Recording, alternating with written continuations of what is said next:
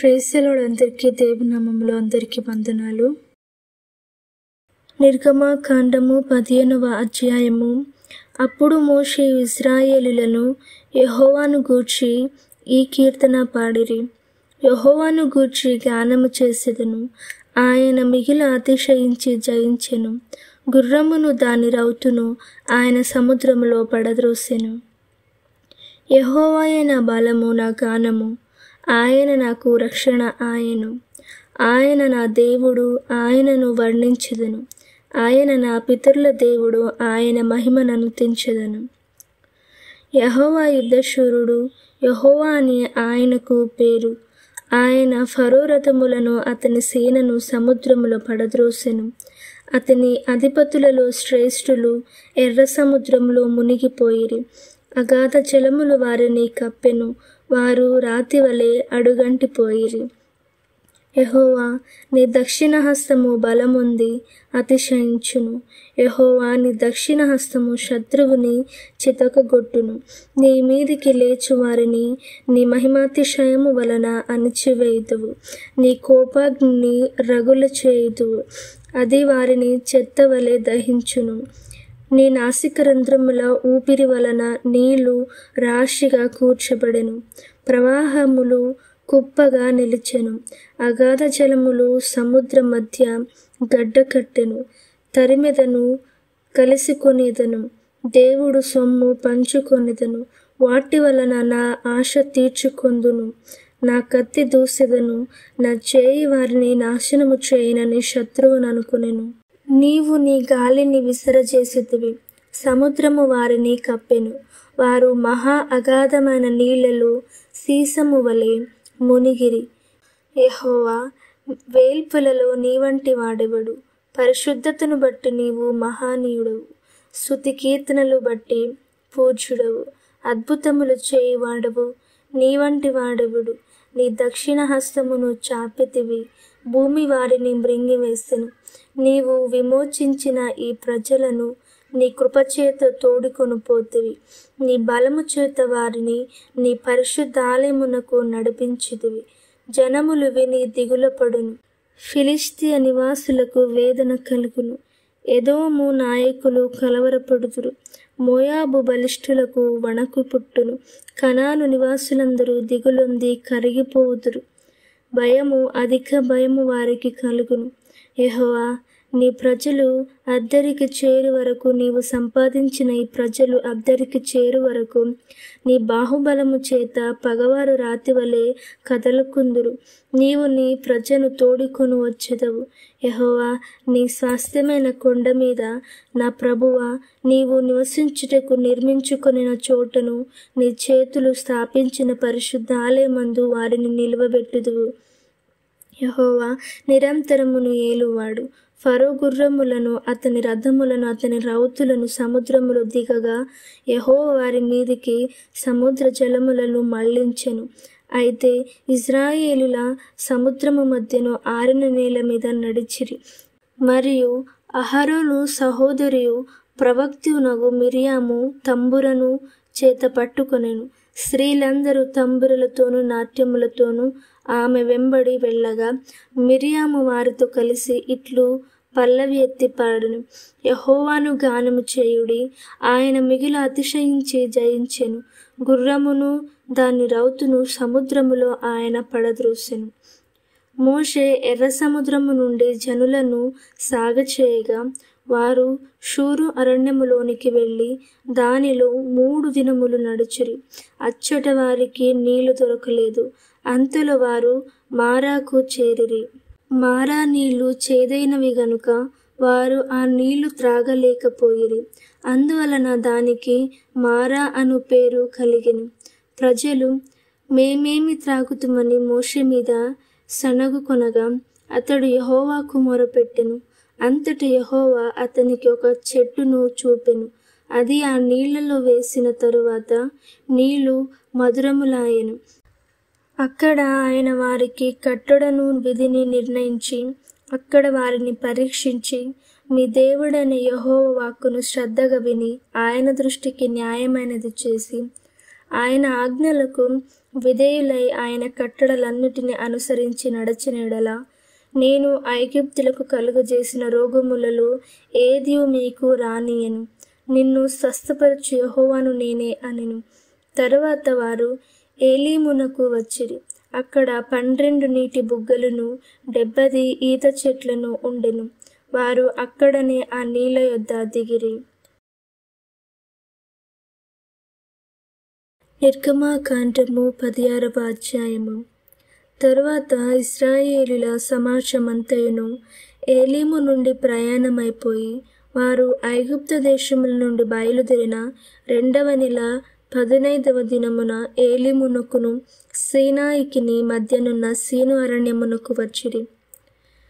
ఆ అరణ్యములో ఇశ్రాయేలీయుల సమాజమంతయు మోషే అహరోనుల మీద సనిగెను.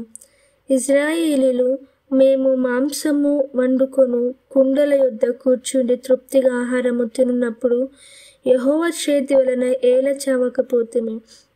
ఈ సర్వ సమాజమును ఆకలి చేత చంపుటకు ఈ అరణ్యములోనికి మమ్మును అక్కడ నుండి తోడుకొని వచ్చితిరని వారితోననగా, యెహోవా మోషేను చూచి, ఇదిగో నేను ఆకాశము నుండి మీ కొరకు ఆహారమును కురిపించెదను.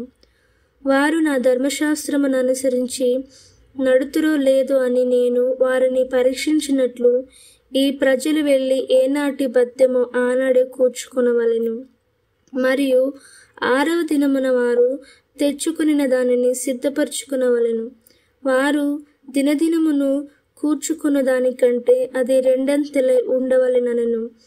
అప్పుడు మోషే అహరోనులు ఇశ్రాయేలీయులందరితో, యెహోవా ఐగుప్తు దేశముల నుండి మిమ్మును బయటికి రప్పించునని సాయంకాలమందు మీకు తెలియబడును.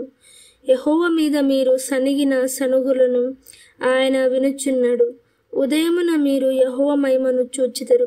మేము ఏపాటి వారము, మా మీద సనుగనేలా అనిరి. మరియు మోషే, మీరు తినుటకై సాయంకాలమున మాంసమును ఉదయమున చాలినంత ఆహారమును యెహోవా మీకియ్యగాను మీరు ఆయన మీద సనుగు మీ సనుగులను యెహోవాయే వినుచుండగాను మేము ఏపాటి వారము, మీ సనుగుట యెహోవా మీదని గాని మా మీద కాదనెను. అంతటా మోషే అహరోనుతో, యెహోవా సన్నిధికి సమీపించుడి, ఆయన మీ సనుగులను వినెనని నీవు ఇశ్రాయేలీయుల సర్వ సమాజముతో చెప్పుమనెను. అట్లు అహరోను ఇశ్రాయేలీయుల సర్వ సమాజముతో మాట్లాడుచుండగా వారు అరణ్యము వైపు చూచిరి. అప్పుడు యెహోవా మహిమ ఆ మేఘములో వారికి కనబడెను. అప్పుడు యెహోవా మోషేతో ఇట్లనెను, నేను ఇశ్రాయేలీయుల సనుగులను వింటిని. నీవు సాయంకాలమున మీరు మాంసము తిందురు, ఉదయమున ఆహారము చేత తృప్తి పొందుదురు. అప్పుడు మీ దేవుడనైన యెహోవాను నేనే అని మీరు తెలుసుకొందురని వారితో చెప్పుమనెను. కాగా సాయంకాలమున పూరేడులు వచ్చి వారి పాళెమున కప్పెను. ఉదయమున మంచు వారి పాళెము చుట్టూ పడి ఉండెను. పడిన ఆ మంచు ఎగిరిపోయిన తరువాత సూగు మంచు వలె సన్నని కణములు అరణ్యపు భూమి మీద కనబడెను. ఇశ్రాయేలీయులు దాన్ని చూచినప్పుడు అది ఏమైనది తెలియక ఇదేమి అని ఒకరితో ఒకరు చెప్పుకొనిరి. మోషే, ఇది తినుటకు యెహోవా మీకిచ్చిన ఆహారము. యెహోవా ఆజ్ఞాపించినదేమనగా, ప్రతివాడును తన వారి భోజనమునకు ప్రతివాడు తన కుటుంబంలోని తలకు ఒక్కొక్క ఓమేరు చొప్పున దాన్ని కూర్చుకొనవలెను. ఒక్కొక్కడు తన గుడారములో ఉన్నవారి కొరకు కూర్చుకొనవలెనను. ఇశ్రాయేలీయులు అట్లు చేయగా కొందరు హెచ్చుగాను కొందరు తక్కువగాను కూర్చుకొనిరి. వారు ఓమేరుతో కొలిచినప్పుడు హెచ్చుగా కూర్చుకొనిన వానికి ఎక్కువగా మిగులలేదు, తక్కువగా కూర్చుకొనిన వానికి తక్కువ కాలేదు. వారు తమ తమ ఇంటివారి భోజనమునకు సరిగా కూర్చుకొని ఉండిరి. మరియు మోషే, దీనిలో ఏమీ ఉదయము వరకు ఎవరును మిగుల్చుకొనకూడదని వారితో చెప్పెను. అయితే వారు మోషే మాట వినక కొందరు ఉదయము వరకు దానిలో కొంచెము మిగుల్చుకొనగా అది పురుగు పట్టి కంపు కొట్టెను. మోషే వారి మీద కోపపడగా వారు అనుదినము ఉదయమున ఒక్కొక్కడు తన ఇంటివారి భోజనమునకు తగినట్టుగా కూర్చుకొనిరి. ఎండ వేడిమికి అది కరిగెను. 6వ దినమున వారు ఒక్కొక్కనికి 2 ఓమేరుల చొప్పున 2 ఆహారము కూర్చుకొనినప్పుడు సమాజము యొక్క అధికారులందరూ వచ్చి అది మోషేకు తెలిపిరి. అందుకు అతడు, యెహోవా చెప్పిన మాట ఇది, రేపు విశ్రాంతి దినము, అది యెహోవాకు పరిశుద్ధమైన విశ్రాంతి దినము. మీరు కాల్చుకొనవలసినది కాల్చుకొనుడి, మీరు వండుకొనవలసినది వండుకొనుడి. ఉదయము వరకు మిగిలినదంతయు మీ కొరకు ఉంచుకొనుడని వారితో చెప్పెను. మోషే ఆజ్ఞాపించినట్లు వారు ఉదయము వరకు దానిని ఉంచుకొనిరి. అది కంపు కొట్టలేదు, దానికి పురుగు పట్టలేదు. మోషే, నేడు దాన్ని తినుడి, నేటి దినము యెహోవాకు విశ్రాంతి దినము, నేడు అది బయట దొరకదు, 6 దినములు దాన్ని కూర్చుకొనవలెను, విశ్రాంతి దినమున అనగా 7వ దినమున అది దొరకదనెను. అట్లు జరిగెను.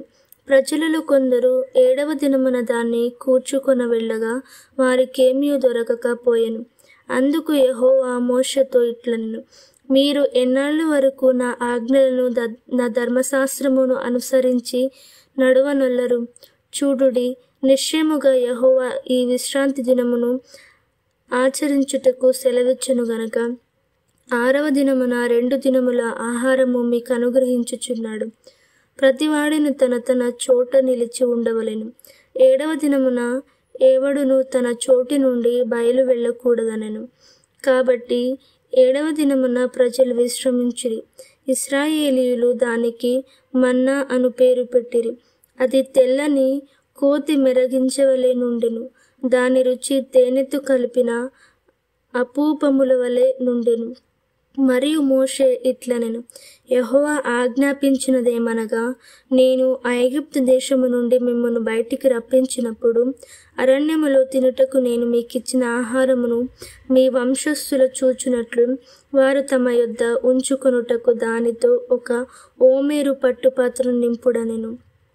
కాబట్టి మోషే అహరోనుతో, నీవు 1 గిన్నెను తీసుకొని దానిలో 1 ఓమేరు మన్నాను పోసి మీ వంశస్థులు చూచినట్లు వారు తమ యొద్ద ఉంచుకున్నటకు దానితో 1 ఓమేరు పట్టుపాత్రను నింపుడనెను. కాబట్టి మోషే అహరోనుతో, నీవు 1 గిన్నెను తీసుకొని దానిలో 1 ఓమేరు మన్నాను పోసి మీ వంశస్థులు తమ యొద్ద ఉంచుకున్నటకు యెహోవా సన్నిధిలో దాన్ని ఉంచుమనెను. యెహోవా మోషేకు ఆజ్ఞాపించినట్లు ఉంచబడుటకు సాక్ష్యపు మందసము ఎదుట అహరోను దాన్ని పెట్టెను. ఇశ్రాయేలీయులు నివసింపవలసిన దేశమునకు తాము వచ్చు 40 ఏండ్లు మన్నాను తినుచుండిరి. వారు కనాను దేశపు పొలిమేరలు చేరు వరకు మన్నాను తినిరి. ఓమేరు అనగా ఏపాలో 10వ భాగము.